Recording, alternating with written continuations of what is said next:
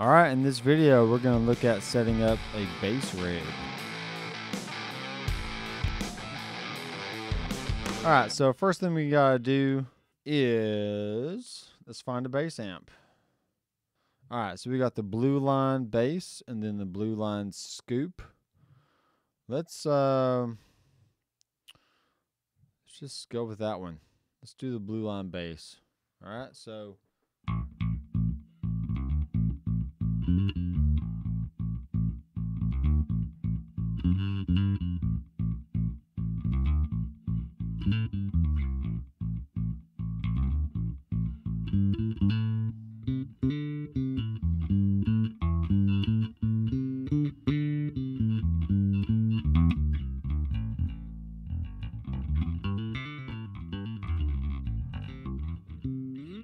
alright, cool. So I am not a real bass player, but I do own a bass, and I record all the bass parts for all the songs I record in here in my studio, or at least my original stuff. So I use the Headrush exclusively for recording just because it's so easy to go XLR straight into my interface and you're done. So let's go ahead and save this.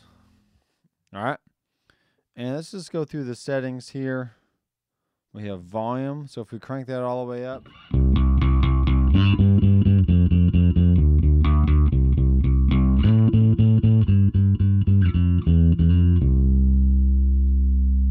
Pretty cool. So we can have bright on or off.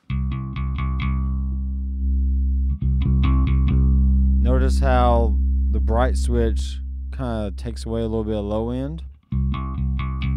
That's kind of neat, but you can bring it back with some U-low, which is ultra low.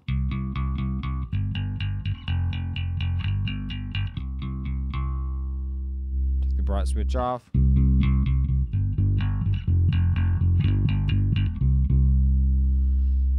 Alright, not bad. You got your 3-band EQ. You can adjust things here. Usually with bass, you want some mids to be able to cut through. So really the treble and bass is not as important. I mean, you would think bass would be important for a bass guitar, but there's still plenty of bass in there. So you got the high frequencies. You can adjust the mids here. Interesting. Let's see how that works. So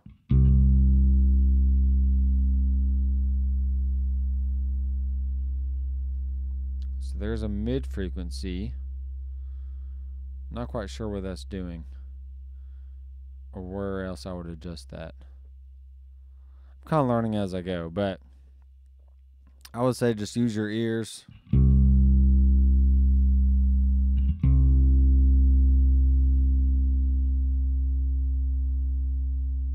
Yeah. Maybe the mid frequency is controlled by the mids.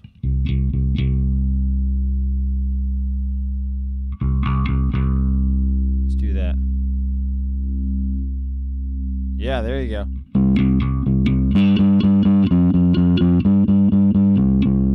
Alright, so this is cool. I'm learning new things. So the mid knob here is going to boost or lower whatever frequency point you have. So if we want to, raise up some upper mids, we can do that.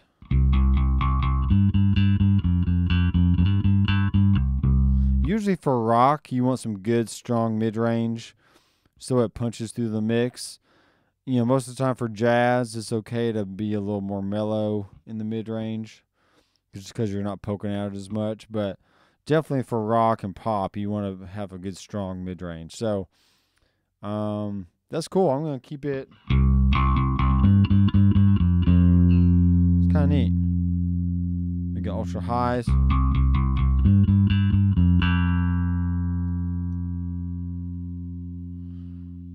And we got ultra lows. All right. I'm okay with that. Let's do the axis on.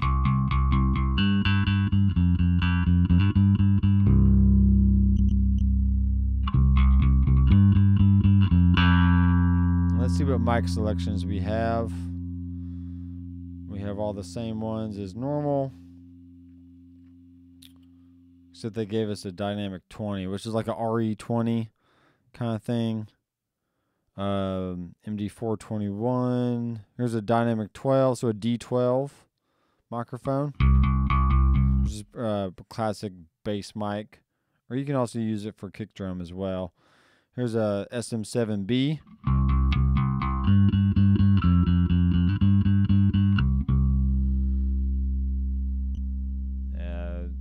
You usually wouldn't want an SM57 on a bass just because it's not picking up as much bass response. But let's say you had tons of bass in your signal, you could use SM57 to help kind of tame those ultra low frequencies if you wanted to. But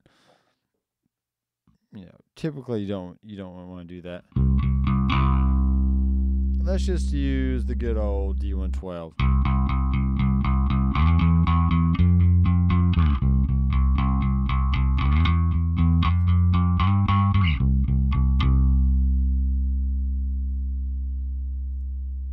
All right, I think that's enough for the bass and cab.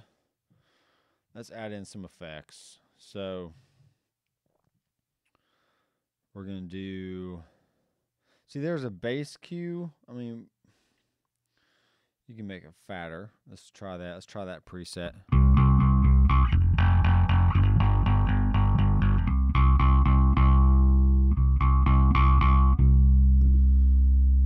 So we have a 3 dB boost at frequency 6. So I guess this is the only thing we can have. There's different frequencies. I'm not sure if this is 1K and this is 10K. Q is deep and shallow. Let's have a shallow one.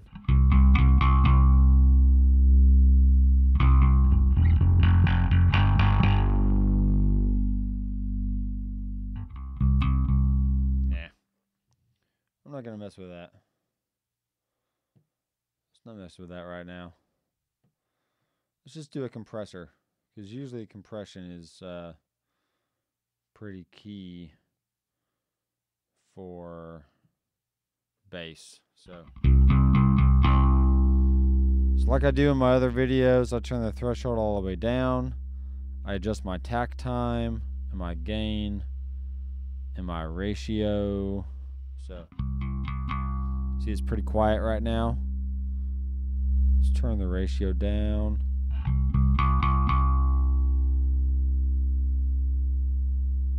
Attack time up. Gain up.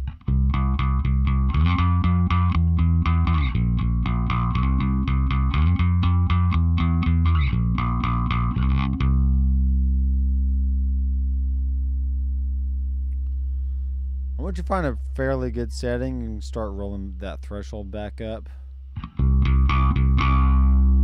Bypass it.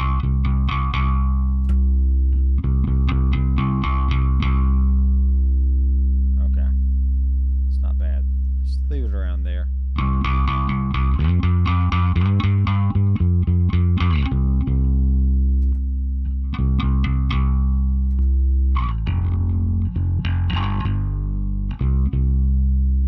Cool. It's not a bad sound. And all this is very dependent on the type of mix you're trying to fit into. Next thing you can do, I tried this with the Tron Phaser. Let's try this out. So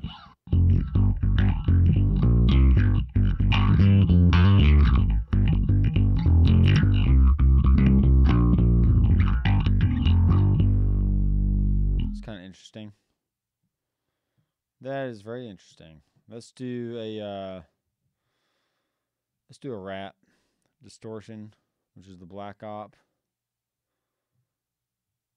Let's make it pretty dark.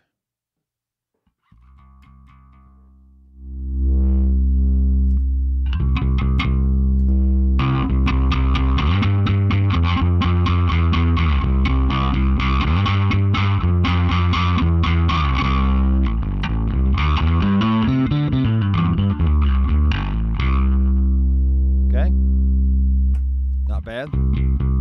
That's another thing you can do for very dense rock mixes, is if you had just a little bit of overdrive or dirt on your bass, it really helps it sit in the mix quite well. It's really cool. So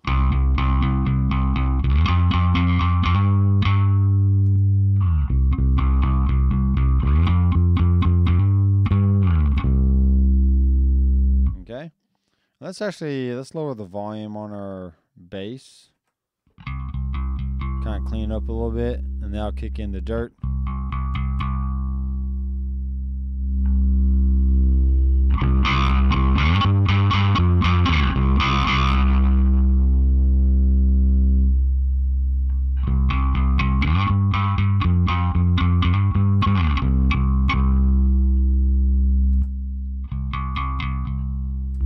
You always want to make sure you're checking the level, so it's about the same.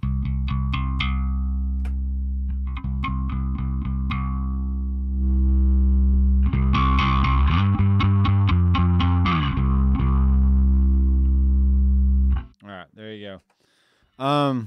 There are some pretty good presets or stock bass sounds in the Headrush. But if I was just going from scratch, that would be the bulk of what I do. It's just, make sure the amp sounds good the way I want, and then throw on some compression, and really be done. I mean, I wouldn't do a whole lot to the bass. And once again, it really all depends on the type of song I'm playing for, and the just the context of how the bass is going to sit. But anyway, if you guys have any questions, let me know. I am Dr. McFarland, and I will see you in the next video. Keep rocking.